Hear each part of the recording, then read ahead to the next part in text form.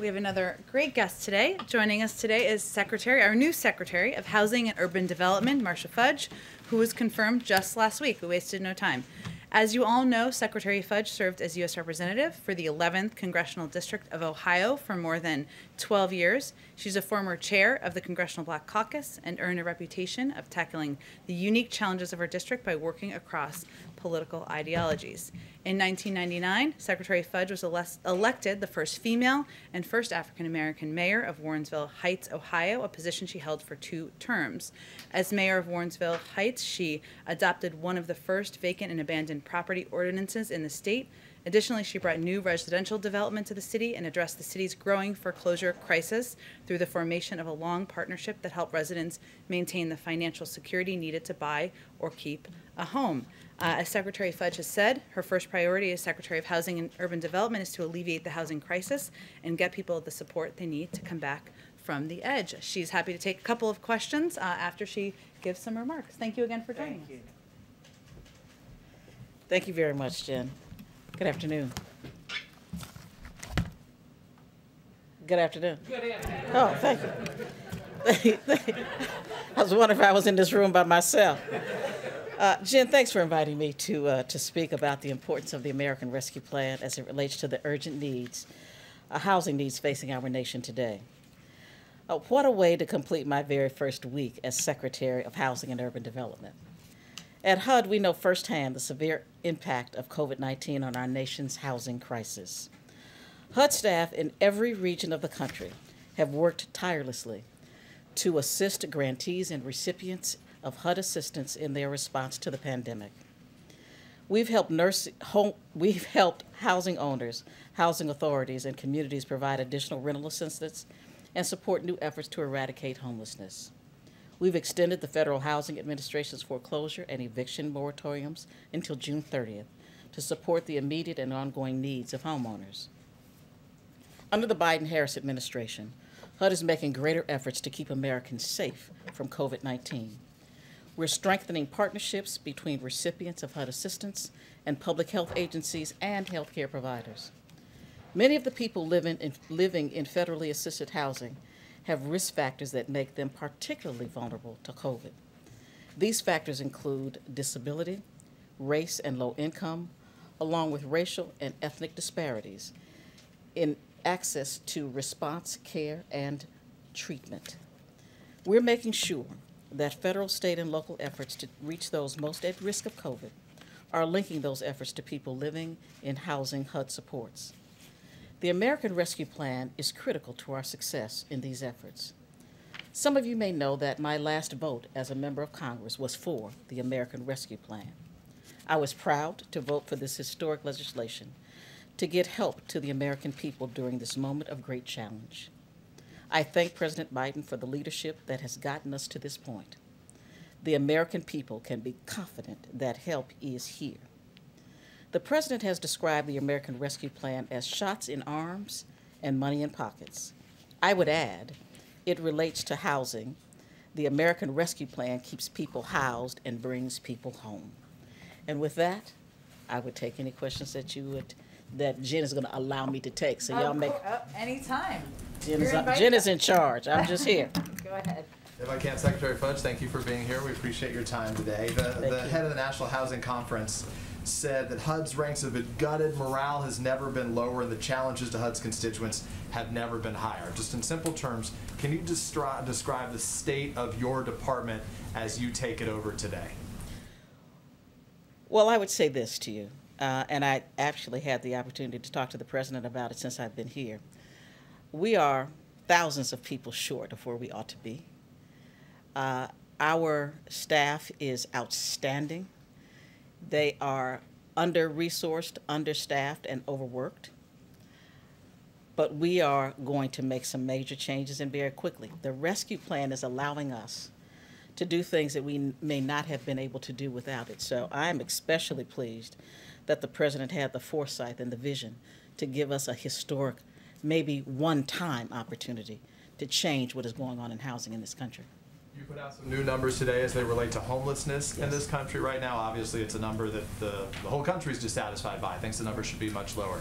I'll ask this in two different ways. One, can you set a goal where you think that number should be, and in what time frame you think you can meet such a goal to reduce homelessness in this country, and specifically for some of the blue parts of the country that some Republicans have criticized, San Francisco, New York, where the homeless numbers have been high. What specific advice and what you can specifically do to target those communities to alleviate those high numbers? Well, the first thing I say is that the president gave us a charge early on as to what he wanted us to focus on, especially in the first 100 days. Homelessness was at the top of the list. One was expanding vouchers. Thirdly, he wanted us to find ways to expand and put in the market new affordable housing. So with the $40 billion that we have now, what we expect is this. We have $5 billion set aside to do nothing but address homeless issues. So we know that with those resources, over the next probably 12 to 18 months, we know for a fact that we can get as many as 130,000 people off the streets. We also know that our local partners are going to assist us in finding other rental opportunities. So we believe we can put a major dent in it.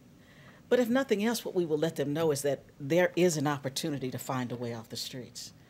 We have more programs in place to assist people who are already in public housing to find a way to buy housing. We know that affordable housing is a problem all across this country. I don't know where my Republican colleagues live that don't think that there is a problem, but there is. So many of us just choose to ignore it. Mary? Thank you, Madam Secretary, for being here. The federal moratorium on evictions is set to expire at the end of this month. Are there plans to extend that? And if not, what do you say to families who are worried that they may be facing eviction? Well, what I would say first is that the HUD moratorium expires on June 30th. The CDC is in the process of trying to determine what is the appropriate way forward, and I would hope that you would ask them that question. And just one more, if I can. The experts tell us that the December tranche of COVID relief is just now starting to come online. People that we've talked to are still seeing some big glitches, when they try to apply. Are you confident that states and localities now have the systems in place to get this as well as the next round of funding? I'm very confident. I've talked with Secretary Yellen. The Treasury Department is up to the task. I mean, certainly it is a different Treasury Department, so I'm very confident that if they say that they can get it out in a certain period of time, they will. Our job at HUD is just to give the kind of guidance and assistance once those funds are received. See? Thanks, Secretary.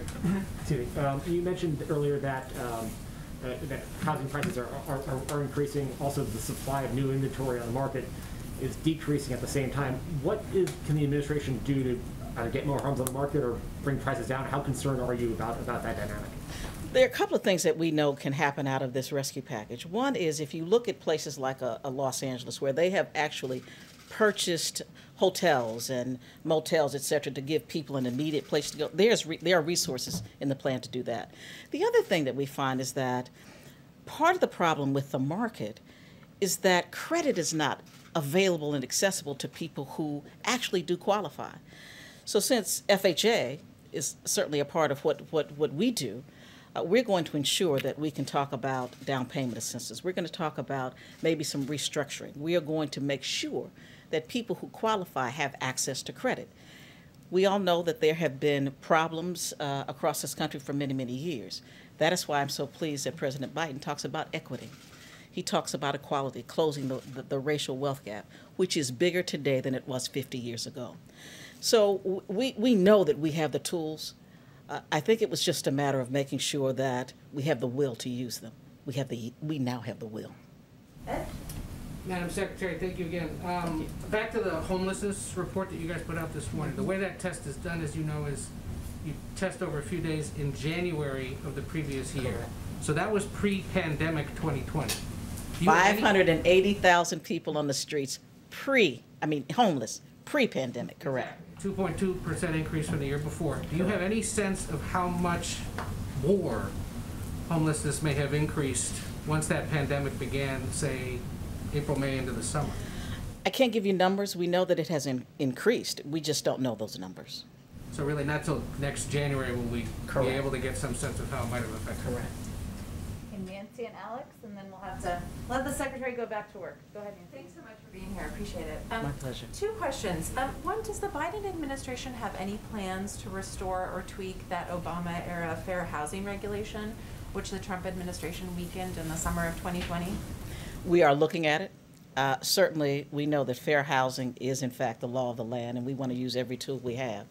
I think that the prior administration did roll back some fair housing tools that we have, so we're looking at how we can go back and make those better and get them re-implemented if possible.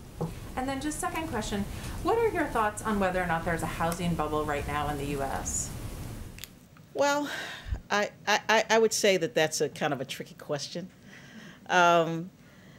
There are those who would say yes. I would say at this point that until I can get the kind of data that I need from the GSEs and from FHA, that's not something that I could really give you an accurate answer on.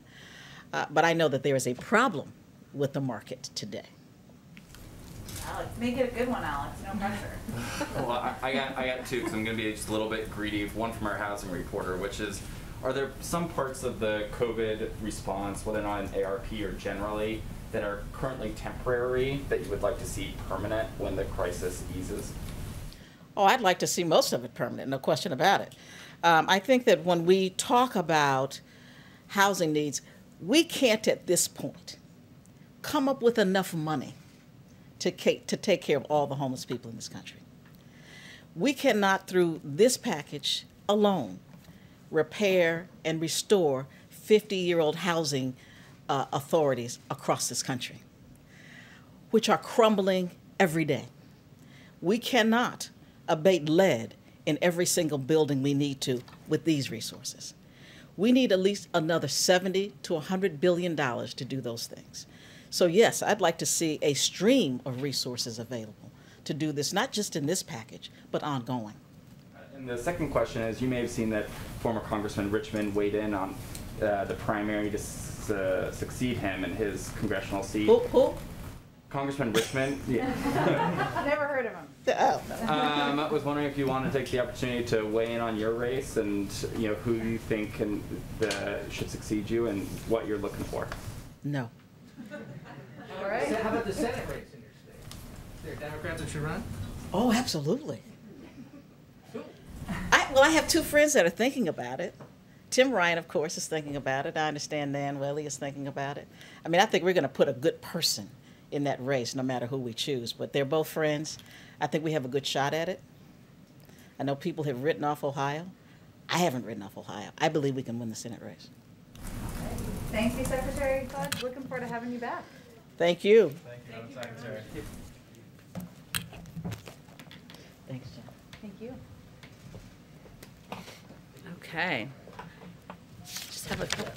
What'd you say? You can have walk-off music. We can. Wait till month 3. Wait till month 3. We'll be rolling it out with people's second visits. As we announced yesterday, I just wanted to give you a little bit more information on the schedule for next week. You may have seen we confirmed that the president will be traveling to Columbus, Ohio on Tuesday, the anniversary of the Affordable Care Act being signed into law. The trip will be a part of our Help Is Here tour and will highlight how the American Rescue Plan will lower healthcare costs for many American families. And this is a component of the package that we've talked about, but we're still working to ensure the American people understand how they can benefit from this particular piece. The Affordable Care Act has been an important lifeline for Ohio families for 11 years. The law cut the state's uninsured rate by half, dropping from 12% to 6%. It has also provided critical consumer protections for millions more by preventing insurance companies from discriminating based on pre-existing conditions. And the American Rescue Plan makes coverage under the ACA even more affordable for Ohio families. Over 90,000 currently uninsured Ohioans can get a better deal on health insurance because of the law and premiums for people who have coverage under the ACA. And the former Ohio governor was one of the first, if not the first, Republican governor in the country to expand Medicaid access during that period of time, and that is certainly something we continue to note around here. Another update on the schedule is in the wake, well, a couple of updates, I should say, part on the schedule and part on steps we're taking as it relates to the horrific events in Atlanta earlier this week. In the wake of the horrific shootings in Atlanta on Tuesday, the president ordered the U.S. flag to be flown at half-staff as a mark of respect for the victims of these senseless acts of violence. The president and the vice president will also meet with representatives from the Georgia Asian American and Pacific Islander community when they travel to Georgia on Friday. They will meet with the state legislators and community advocates to hear about the impact of the incident on the community and to get their perspective on the rise in anti-Asian hate incidents. The president will also offer his support for the AAPI community in Georgia and across the country and talk about his commitment to combating xenophobia, intolerance, and hate.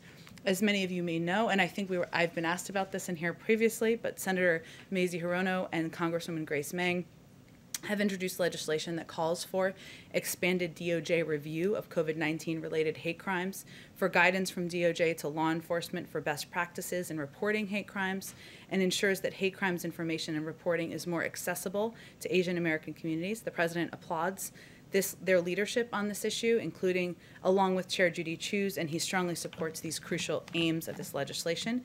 He issued a presidential memorandum his first week in office directing the Attorney General to support state and local agencies and AAPI communities to prevent hate crimes and expand data collection and public reporting. That is ongoing. The outreach and engagement from DOJ is already underway. There's also a role for HHS to play, which we expect can pick up more once Secretary Becerra, future Secretary Becerra, is sworn in. And as I noted yesterday, also from here he's asked Cedric Richmond, who of course we've all heard of, and a former congressman, and Susan Rice to lead an effort to engage with the community as well. Last piece, today the House will also be voting on the American Dream and Promise Act and the Farm Workforce Modernization Act. President Biden and this administration support passage of both pieces of legislation. These bills would provide a path to citizenship for Dreamers, individuals with temporary protected status, and farm workers. Both pieces of legislation passed the House last Congress with bipartisan support and have broad support from the American public. These bills, in his view and our view, are critical milestones toward much-needed relief for the millions of individuals who call the United States home, and an acknowledgement that a path to citizenship for these essential workers is critically important to our economy and our nation's food and agricultural sectors. We also urge Congress to reform other aspects of our immigration system by passing President Biden's bill, the U.S. Citizenship Act, a bill that he proposed on his first day in office, which would establish a new system to responsibly manage and secure a border, bring long overdue visa reforms to keep families together and grow our economy, and address the root causes of migration from Central America. With that, Zeke, kick us off. Thank you, Jen. Just following up on a scooplet from our colleague Jeff over here. A scooplet. I don't know that Reuters calls it scooplets, but if you can confirm that the U.S. plans to loan 4 million AstraZeneca vaccines to Mexico and Canada. What's the timeline for when that transaction would take place, and why only 4 million of the stockpile that is several times that for a vaccine that isn't authorized here? Absolutely. So, as I've noted in here before, but worth noting again, our first priority remains vaccinating the U.S. population. The reality is the border knows no pandemic knows no borders, and ensuring our neighbors can contain the virus is a mission-critical to ending the pandemic. We have 3 vaccines approved, as you well know, and of course there's a rigorous review process by the FDA. There are other vaccines, of course, including AstraZeneca, that are going through the approval process now, and we have been taking action here to get ready to get those vaccines to the American people if they are approved. As we await FDA approval here in the U.S., many countries, as you know, have already requested, have already approved AstraZeneca and also have requested our doses from the United States. That includes Canada and Mexico, but is certainly not limited to Canada and Mexico. And balancing the need to let the approval process play out of the AstraZeneca vaccine as it's taking place in the U.S. with the importance of helping stop the spread in other countries. We are assessing how we can loan doses. That is our aim. It's not fully finalized yet, but that is our aim and what we're working toward to Canada and Mexico. this is a complex process, and our team is working with the companies to move it forward. And I want to, on your question about the number of doses, there have been a range of reports about the number of doses. I can confirm that we have 7 million releasable doses available of AstraZeneca, and as noted in Jeff's scooplet, which I'm just going to keep calling it, 2.5 million of those we are working to finalize plans to lend those to Mexico, and 1.5 million to Canada. And what's the nature of that transaction? Would it just be for future AstraZeneca production, or would there be Meaning what's in the loan? Yeah. It could be for future AstraZeneca doses or other doses, yes.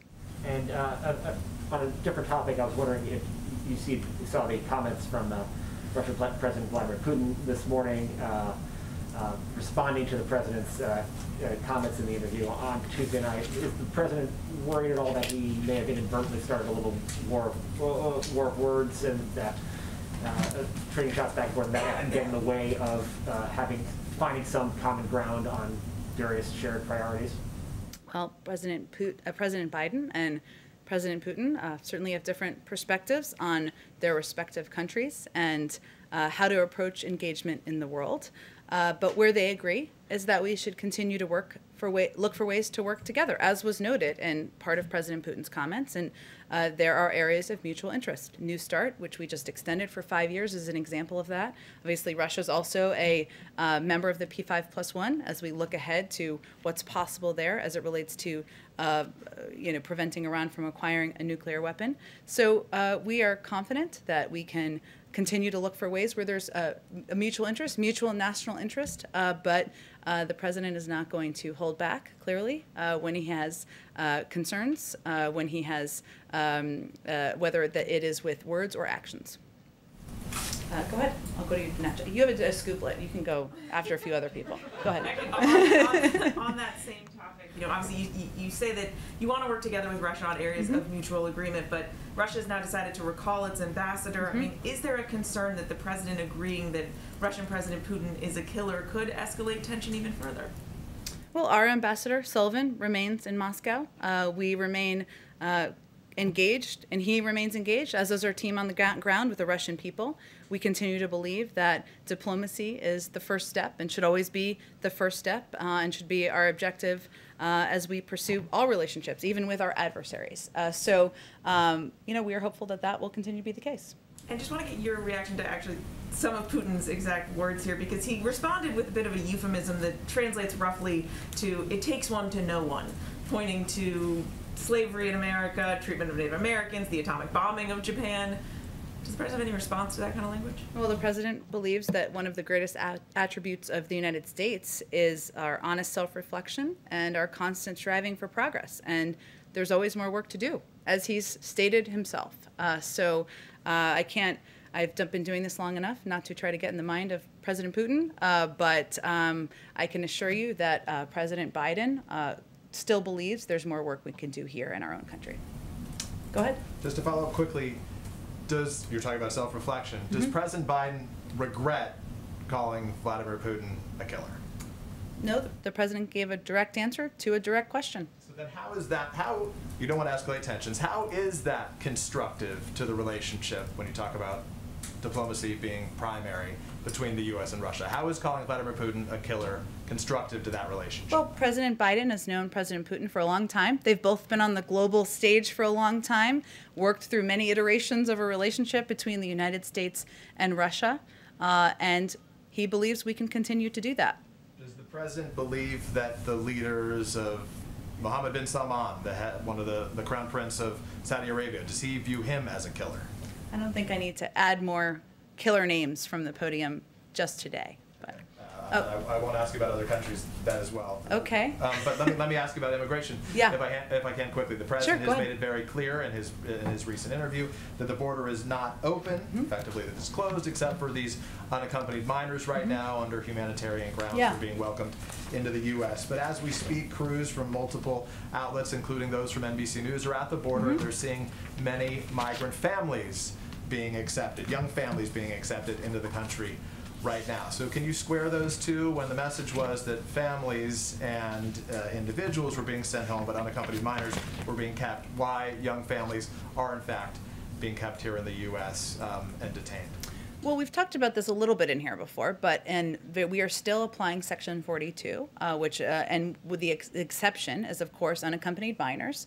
There are limited scenarios, limited circumstances where we are very limited, I should say, where families are coming across, going through proper protocols at the border, being tested, and then having their cases adjudicated. Part of this is that, part of the reasoning is that, of course, we've closed Matamoros, and there has been some less participation in keeping some of these families in Mexico than in the past. In many of these policies we have supported, but the vast majority of people, vast majority who come to the border are turned away. The border is not open. These are very limited scenarios. Sorry, I just swallowed some mask here. It's okay. We've all been there. How limited is very limited? How many are being allowed in as it relates to families? And specifically, if the message that the president was sending this week is that the border is not open, what is the message to those families, given some are being allowed in right now? The message continues to be, I'd be happy to provide you the numbers. I think CBP has the most up-to-date numbers, so I'd point you to them, and they provide those regularly. We'd certainly support that. I don't have them in front of me right now. I would say the message continues to be, now is not the time to come.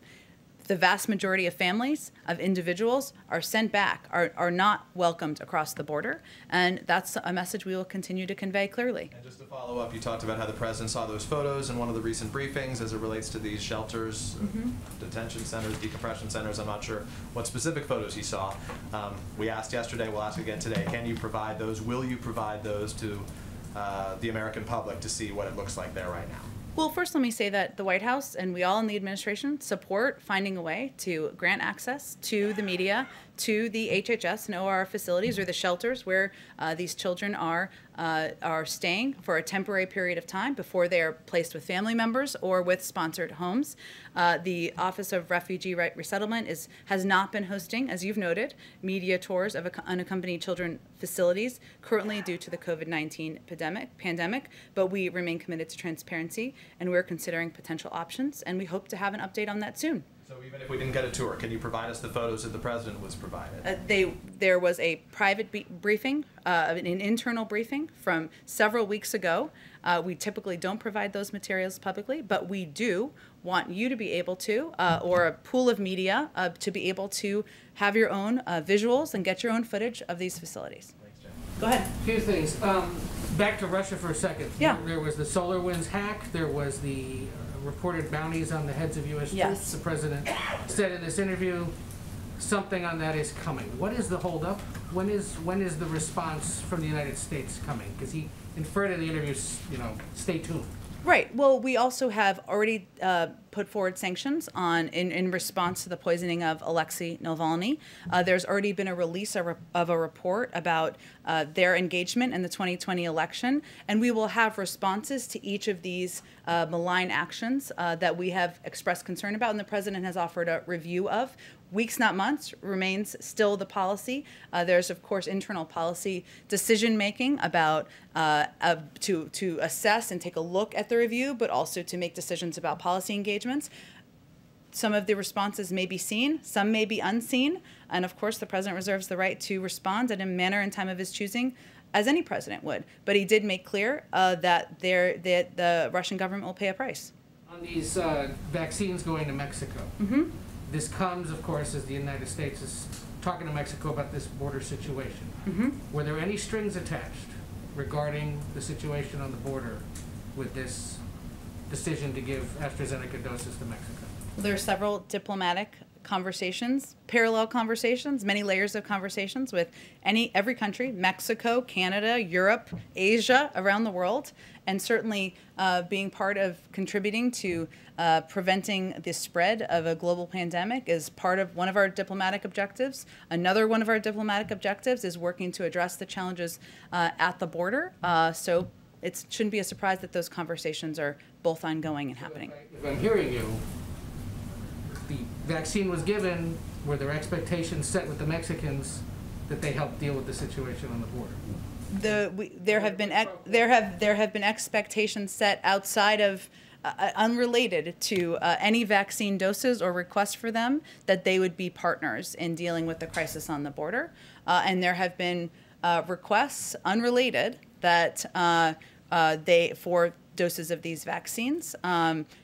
Every relationship has multiple layers of conversations that are happening at the same time. Shouldn't rule out, or the United States isn't ruling out, using our vaccine stockpile in terms. I'm actually trying to convey that with every country, there's rarely just one issue you're discussing with any country at one time, right? Certainly that's not the case with Mexico. It's not the case with any country around the world. And so I wouldn't read into it more than our ability to lend vaccine doses of a vaccine that we have some available supply on to a neighboring country where there is a lot of traffic that goes back and forth between the countries. Two other quick ones, one related to the Atlanta shooting. You've been asked this before, but in February of last year, then candidate Biden said that on his first day of office, he'd send a bill to Congress repealing the liability protection for gun manufacturers and closing the background check loophole. I know you've been asked about this. There's an attorney general in place now. When, if any, when might we hear more about the administration's plans regarding gun violence? It remains a commitment, a personal commitment of the president to do more on gun safety, to put more measures in place, to use the power of the presidency to work with Congress. And certainly there is an important role, as you noted, for the Attorney General and the Justice Department to play in this regard. I unfortunately don't have any updates for you today, but it is an issue he remains committed to. And one quick local issue. The House Oversight Committee on Monday is holding a hearing on D.C. statehood. The president is a supporter of this. Yes. Does he think it could, if it passes the House, does it have a chance in the Senate, given the filibuster situation right now? And what would he or the White House say to the critics who suggest that this is designed to be a Democratic Party power grab just to get a few more seats in the House and the Senate? I think he would say that the 500,000 people who live in D.C., am I getting that number right? A little more than that now. A little more than, it's grown since I left and went to the suburbs, would argue with that point, and so would he. I mean, he believes they deserve representation. That's why he supports D.C. statehood. Go ahead. Has the administration made any effort, this is just a Putin-related question, has the administration made any effort to find out what was said during the previous president's 2-hour-long one-on-one meeting with Putin in Helsinki? It's a great question. Obviously, there's intelligence reports that may reflect that, but I'm not aware of any specific deep dive into that. I'm happy to check if there's more on it. And just, I'm sorry, one more question. The Chinese government has indicated that it wants to meet with President Biden virtually in April before that climate summit. I'm wondering if the Biden administration is open to that, and if there have been any talks about setting that meeting up. I know we'll have more on the climate summit, which is just over a month away now, so it's coming closer, and there are, of course, a range of international global participants that we anticipate being a part of it, but we're not at the stage where we're discussing bilateral meetings at this point in time. Go ahead, David. Oh, sorry, Jeff, I'll come back to you next. I'm not trying to give you a hard time. Go ahead, David. Maybe Mr. Skuplik should go first. Yeah, maybe. Sorry to go back to the Russia question here, but the president now, by my count, has said that Russia would pay a price for solar winds. He has said that they would pay a price for Navalny, and as you pointed out, there have already been some sanctions there. Yeah. Yesterday, he seemed to suggest that they would pay a price, in addition, for the meddling in the 2020 elections. And yet, at the same time, your own colleagues seem to have sanctions fatigue out here. Who are my colleagues? In the government? Or your colleagues in the State Department, the West Wing. I mean, you announced sanctions on Russia back when you were State Department spokeswoman. Is there any evidence that the method that we're using so far of sanctions is actually affecting Putin's behavior? I don't think we would rely, David, on sanctions alone. We do think that they have been effective modes. I mean, history, you've written many stories about it, about the role sanctions have played in moving global diplomacy forward, and we certainly are a believer in that. But as you also know, there are a range of tools at the disposal of any president, seen and unseen, and I'm just not going to get ahead of the process of what considerations are underway. On China, obviously the meeting is get to happen Yeah. today. But at the end of this whole process, once Mr. Sullivan and Mr. Blinken come back, what does the president think is the next right step? Is it further meetings at this level? Is it more direct conversation like the one he had for several hours last month with President Xi? Is it a response to the Chinese related hack that he's also trying to go deal with? I expect he'll make a determination about that when they return and he has a chance to talk to Secretary Blinken and National Security Advisor Sullivan, in part because he doesn't see this, nor do they, as a preset series of meetings like the traditional dialogues that we've seen throughout other administrations, including ones that he has previously served in.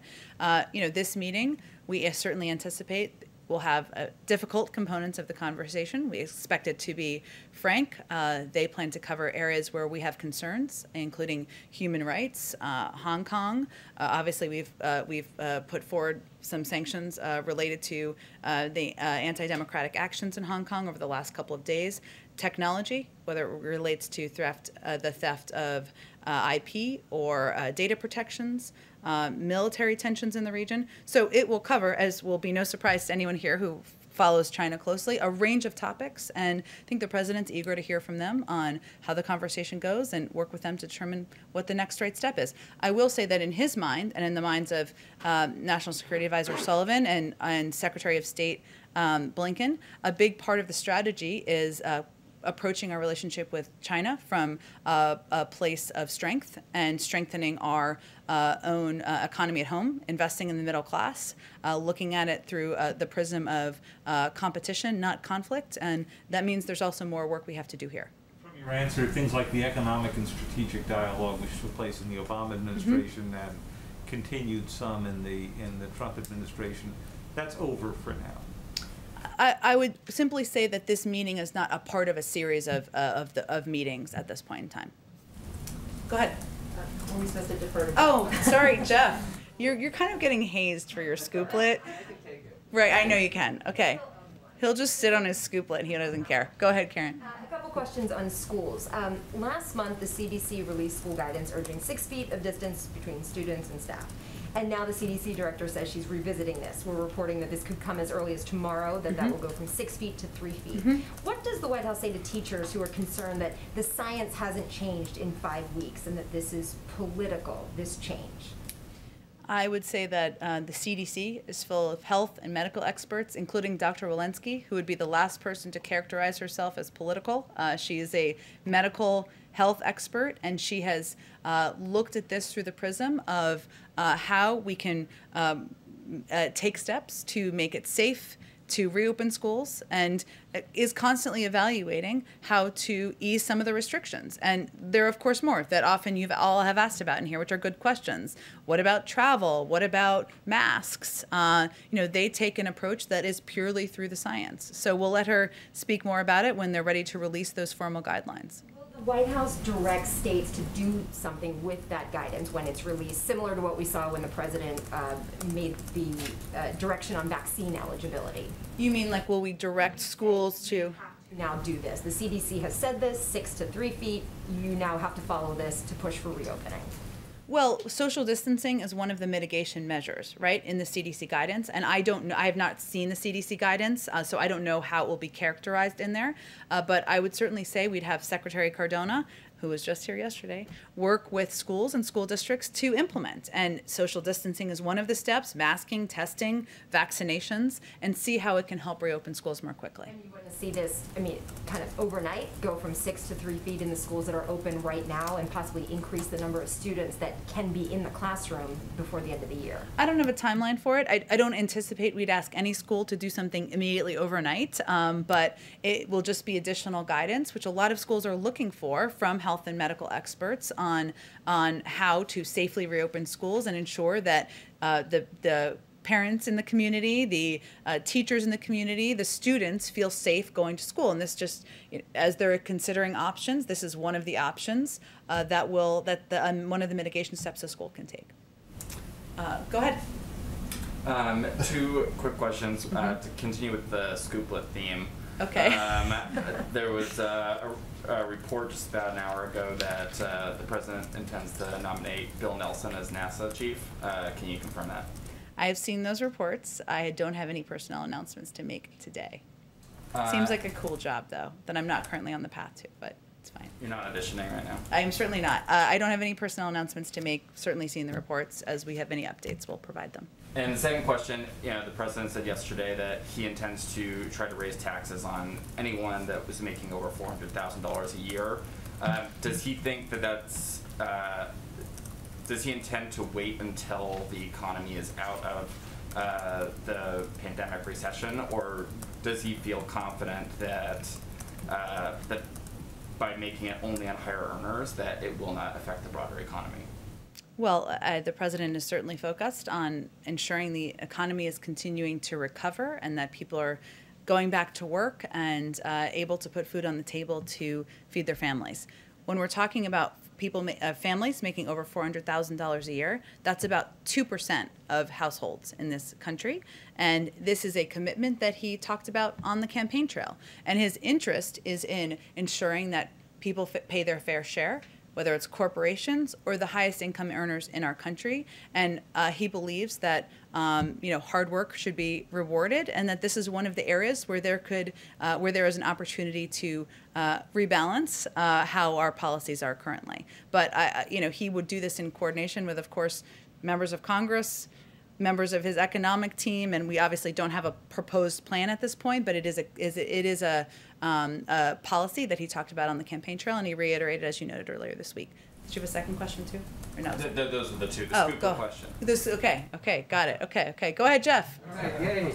The man of the hour. On AstraZeneca, you mentioned that the U.S. has 7 million doses, releasable doses, and the company itself has said it expects to have up to 30 million in April. Given that, will the U.S. consider sharing more of these doses with the other countries that are asking, now that you've confirmed that you're doing the same for Mexico and Canada? We don't have anything to preview, but we have a number of requests from a range of countries around the world, and certainly will continue those conversations. Okay, but no commitment at this point to share specifically the AstraZeneca vaccine with others? Well, I will say, broadly speaking, we also anticipate having additional doses of Moderna, of Pfizer, of a range of vaccines, even as we focus on vaccinating, ensuring every adult American has access to the vaccine. It's just a matter of timeline. So I just don't have an update or a preview on that, but certainly we'll have those conversations, and we are open to receiving those requests and obviously making considerations. All right, and just on one other issue, your new U.S. trade representative will be ceremonially sworn in later today. 97-0. That's I think was her vote. Big number. It's pretty solid. How soon will she start leading trade talks with the UK? I don't have anything to preview. Obviously, that's driven by the policies and the agenda of the president and the overall economic team. I'm sure we will be integrating her into all of the policy discussions as soon as she's sworn in. Let me just get to the folks in the back. Go ahead. Thank you, ma'am. A couple quick questions. When you were talking a moment ago about diplomatic negotiations between the United States and Mexico, you said crisis on the border. Was that a challenges on the border? Okay, but so that doesn't reflect any change in the administration's view of things. Nope. Okay. Well, another quick question then. On Monday, the president said it's important to get the vaccine, and then quote, even after that, until everyone is in fact vaccinated, to wear this mask, unquote. Was he speaking generally, or does he believe that we should all be wearing masks until everyone is in fact vaccinated? Well, I think what he's reflecting is the guidance from our health experts that even if you're vaccinated, I am vaccinated, I still wear a mask because there hasn't been conclusive studies yet on the transferability of the pandemic or from COVID from those who have been vaccinated. It continues to be the advice of health and medical experts to continue to wear masks. Right, but every American, is that the standard until every American has been vaccinated, or was he speaking generally? I think he's speaking generally about the need to still observe measures like social distancing and wearing of masks so that even when you're vaccinated, you're keeping your neighbors, your friends, your family members safe. And then back in January, you noted that the administration was reviewing how unmarried couples were handled under travel restrictions. Mm-hmm. Have there been any developments on those restrictions? I know that there's a lot on the administration's plate, Yeah. but in how unmarried binational couples are treated? I don't have any update for you. The review is ongoing. Can I ask you one more question? Sure. Thank you. You're very generous. The Equality Act, as it's currently written, would eliminate the Religious Freedom Restoration Act as a defense for religious organizations against discrimination claims. Given that President Biden voted in favor of RFRA, does he support it being abolished now? I would have to check on the specific components of the package. I'm happy to do that for you after the briefing. Go ahead in the back. Thank you very much, Jen. Two East Asia question and one Asian American question, Okay. if I may. On U.S.-China talks, can we expect the joint statement after talks?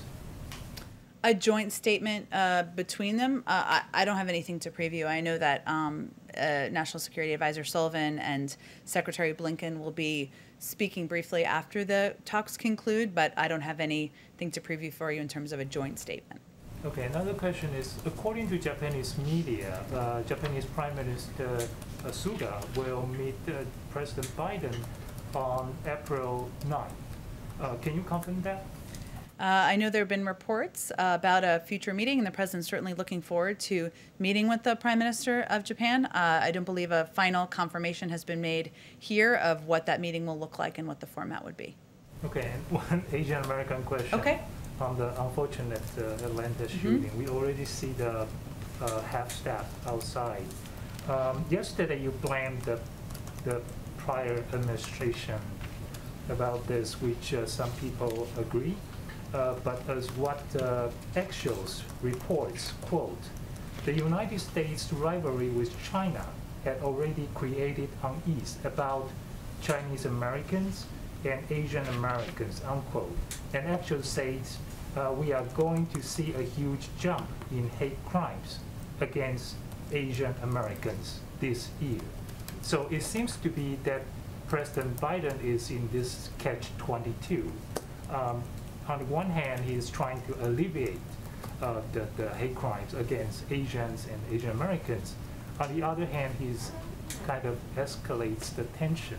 How can he really alleviate this situation? I would just refute the notion of that question. I would say that yesterday I was asked, which was a good question, if we thought that the former president's rhetoric had contributed to the actions or the discrimination against Asian Americans, and I said we do, because rhetoric, certainly from the massive megaphone you have from the White House, is something that is heard across the country, and it's important to then be thoughtful about the words you use and how you convey opposition to discrimination of any kind. That was the answer, the question I was answering. The president and the vice president are meeting with leaders of the Asian American community tomorrow.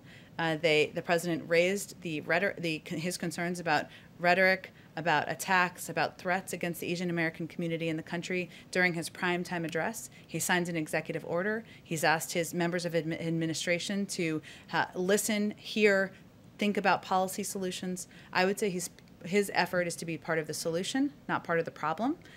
So I would just dispute your question. Go ahead in the back. Thanks, Jen. A few questions for you. The president mentioned in his ABC interview his thoughts on potential changes to the filibuster. I wondered, does he support getting rid of the 60-vote threshold on the legislative filibuster? I think what he said is that he'd be open to hearing ideas about going back to the talking filibuster, which Mr. Smith Goes to Washington is the best reference that anyone can make on that front. Obviously, that hasn't been the law in the Senate for since before I was born, so many years. But that is a proposal that had been put forward by Senator Manchin, and his whole point is that, and as he said in his comments, our democracy looks at moments like it's broken, and it shouldn't be so easy to block legislation. At the same time, his preference and his priority is working with Democrats and Republicans to find a pathway forward on a range of issues where there has been a history of bipartisan support, whether it's infrastructure, immigration, addressing, making our economy and our workers more competitive against the competition with China. There are a lot of ways we can work together. That's his preference. And so he was just expressing an openness to hearing from members of the Senate on what their ideas are. Ultimately, though, as president, he doesn't vote here. It's not a law. He signs into law. It's a Senate rule. So you'll have to talk to them about what their ideas are and what they have the votes for to move forward. So he would defer to senators on whether they would support scrapping. It's not about deferring. He's not in the Senate. He doesn't decide what the Senate rules are. They do. Influence if he were to voice an opinion. He's going to have the senators decide what rules they want to abide by moving forward. Just a couple other quick ones. I wondered, there are a few key agencies that have yet to have Senate nominated or confirmed leaders that are certainly in the news now. CBP, ICE, the FDA during the pandemic. I wonder, does the administration have any plans or timetable for when it might put forward nominees to lead those agencies? All important agencies. I don't have any update on the personnel process, but we're working our way through and ensuring we have the right people we can nominate for each of those important roles. Okay. And then lastly, I wondered, this week there's a group of college basketball players ahead of the NCAA tournament who started a protest on social media with the hashtag #NotNCAAProperty. And they're looking for more financial freedom and personal protections from the NCAA. I wondered, one of the things they're asking for is a meeting with federal officials and potentially the Biden administration to talk about legislation on this. So does the president support college athletes being able to profit off their name and likeness? And would the administration be willing to meet with these players if they ask for a meeting? I'm happy to see if there's any plans for a meeting and if we've received the request. Go ahead in the back. Thank you, Jen. Questions on US-China meeting. China has a poor record of keeping promises. So how would you characterize the level of trust that the current administration has with regard to China? And also for the bilateral meeting between President Biden and President Xi, what are the conditions that has to be happen? What are the conditions for the meeting to happen? Thank you. I don't think I'm here to set conditions today. We haven't even announced the specific details about the climate summit that's happening in April, which I think was what the bilateral question was around. And we certainly haven't made a final decision about any bilateral meetings around that meeting. As we do, I'm sure we can discuss it further. And then as it relates to the meeting today, I think or that starts today, I should say, it was important to our administration that the first meeting with Chinese officials be held on American soil and occur after we have met and consulted closely with partners and allies in both Asia and Europe. This is an opportunity to address a wide variety of issues, including ones where we have deep disagreements. And so our focus is on having a frank discussion, raising issues where we have concerns, and of course looking for ways and places where we can work together. Go ahead. Thanks. While you've been briefing, President Putin has just extended an invitation to President Biden to continue their conversation, but this time he wants to do it live. He's asking for a live-streamed conversation, an open, direct dialogue. Putin says he's available tomorrow or Monday. Is this something that you would consider? I'll have to get back to you if that is something we are entertaining. I would say that the president already had a conversation already with President Putin, even if as there are more world leaders that he has not yet engaged with. And we engage with Russian leaders, members of the government at all levels, but I don't have anything to report to you in terms of a future meeting. The president will, of course, be in Georgia tomorrow and quite busy. Go ahead. One very quick final question. On the wall, on day one in office, I think it was, the president signed a proclamation that was effectively putting a pause or halting wall construction. At the time, I think he directed federal agencies to formulate a plan within 60 days, depending who's counting. We're on 58, 59, or we have almost. 2 more days. Do we have? Okay, some said 59. I thought it was 1, but we'll go with 2 more days. To redirect border wall funds and, quote, resume, modify, or terminate segments of the structure that remain under construction. Have those federal agencies provided you with their conclusions? Have you come to a conclusion? What is the status of that with that remaining 1 or 2 days left? I will check and see if there's an update. We are, of course, there is funding that was appropriated previously that is still moving forward. Money that has not been appropriated, as you noted, we've kind of pulled back on, but I will check and see. We have 2 more days, which is a lifetime in this place, and see if we have an update for you on the status. Thank you. Thank you. Thank you, everyone. It's okay. Oh, it's your first day. I'm sorry. Well, welcome. So a lot of my colleagues in this room and outside this room have been asking for a while now about the possibility of visiting these facilities where unaccompanied children are being held after arriving and applying for asylum at the border. And part of the pushback that we've received from you and from DHS and HHS is that there are privacy concerns about reporters potentially, And COVID. and privacy concerns in COVID, but specifically to privacy. Reporters have been allowed inside these facilities for years through multiple administrations by multiple agencies, including by the last administration during the family separation crisis, where I think the risk of further emotional damage to these kids is pretty acute.